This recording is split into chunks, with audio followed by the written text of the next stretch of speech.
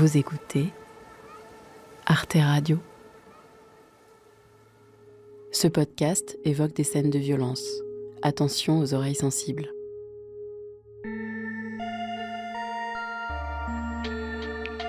Délit mineur. Chronique d'audience d'une assesseure au tribunal pour enfants de Bobigny, Seine-Saint-Denis.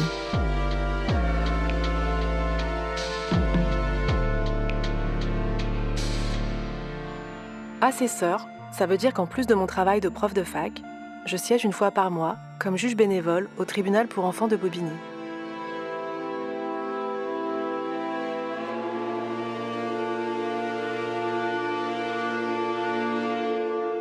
Les deux pères. Ce jour-là, on juge un vieux dossier. Un vol en réunion avec violence. Le prévenu est mineur, il s'appelle Milan. Il avait 16 ans au moment des faits. Maintenant, il en a 21. Il n'est pas là. Il est en Roumanie. Son avocate le représente. Dans ce dossier, il y a 4 victimes. William est le seul des 4 à être là. C'est un beau trentenaire aux cheveux bruns et au look impeccable. Pas vraiment le profil habituel des victimes. J'ai lu dans le dossier qu'il était écossais. Il vit en France depuis 10 ans. Milan est rom. À l'époque, il vivait dans un bidonville de la région parisienne. Avec son père, ils avaient fui la Roumanie 8 ans plus tôt. Ils rêvaient d'une vie meilleure. Ce printemps-là, Milan vole des montres dans le métro. Le scénario est bien rodé, largement documenté par les caméras de vidéosurveillance. Milan et ses complices repèrent une victime dans une rame. Ils la suivent jusqu'à un endroit discret, et là, ils lui attrapent le bras, arrachent la montre et s'enfuient dans des directions opposées.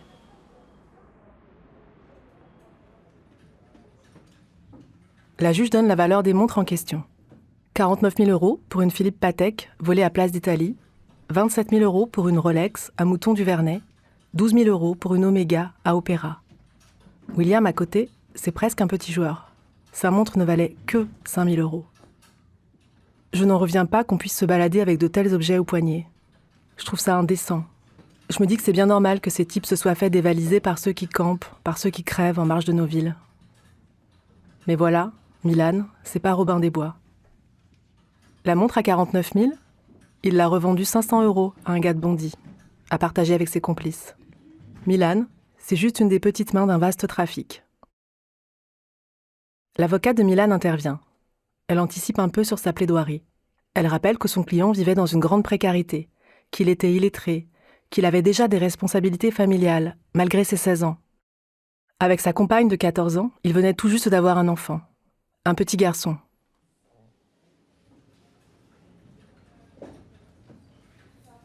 À ce moment-là, William semble se prendre un énorme coup de massue sur la tête. Il demande « J'ai bien entendu ? Il était père quand il m'a agressé ?» La juge confirme. Elle lui propose de venir s'expliquer à la barre. Il est là, devant nous, incapable de parler, submergé par l'émotion. Ça dure longtemps. Il se reprend et il dit « Cette histoire de paternité, elle confirme tout ce qu'il se raconte depuis des années. Ce jour-là, il a bien rencontré un monstre, un être dénué de toute humanité. Bref, il a fait l'expérience du mal. »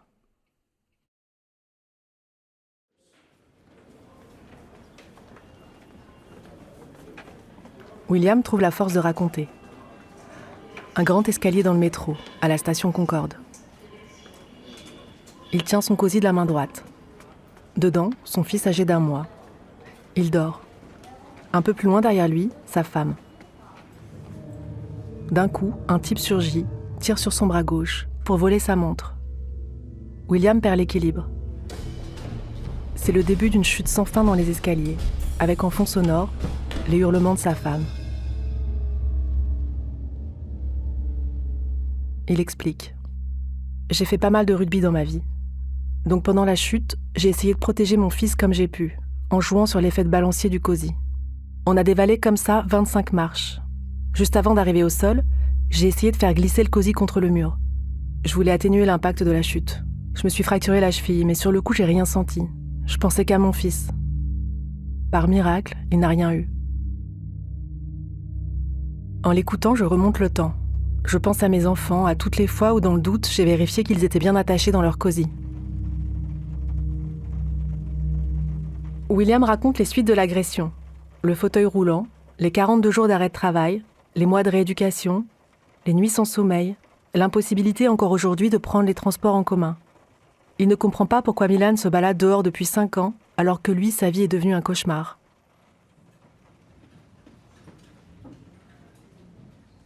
La procureure demande une peine exemplaire. 24 mois d'emprisonnement ferme, assorti d'un mandat d'arrêt européen, pour que Milan soit incarcéré en Roumanie. L'avocate de la défense se lève pour plaider. Elle rappelle que Milan a été profondément marqué par cette affaire. Dès la première audition, il a reconnu les faits. Il a dit aux policiers combien il regrettait son geste. Il était mort d'inquiétude pour le bébé. À 16 ans, il n'avait clairement pas la maturité pour mesurer la gravité de ses actes. Elle rappelle que dans les autres vols, personne n'a été blessé. Elle raconte aussi la suite du parcours de Milan. Après ça, il n'a plus jamais fait parler de lui. Pendant 5 ans, il a travaillé dans des garages et aussi comme livreur. Il s'est occupé de sa femme et de ses enfants. Il a même appris à lire et à écrire. Mais voilà, il y a 6 mois, son passé l'a rattrapé. Une peine de prison ferme est tombée dans une vieille affaire de vol qui date de la même époque. Milan a été incarcéré. À sa sortie, il a été expulsé vers la Roumanie avec une interdiction de retour.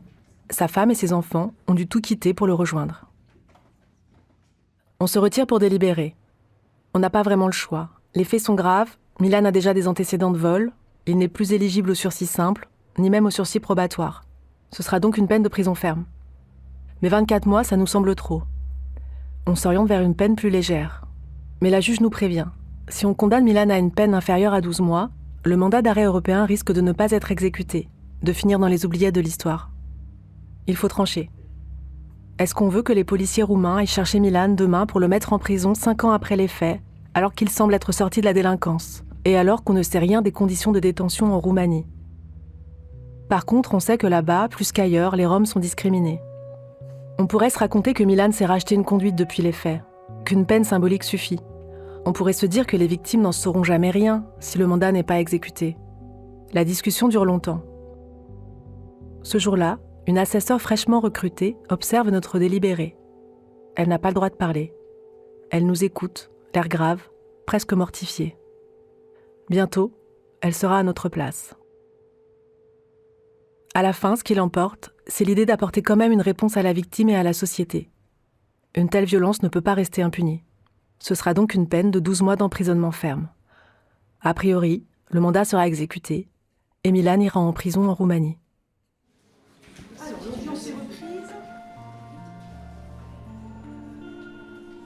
William écoute le verdict sans réagir. C'est fini. Il se lève, il s'en va d'un pas mécanique. Il nous laisse avec nos questions. Dans le métro, sur le chemin du retour, je compte les marches d'un escalier. 25 marches. C'est vertigineux. Comme cette affaire.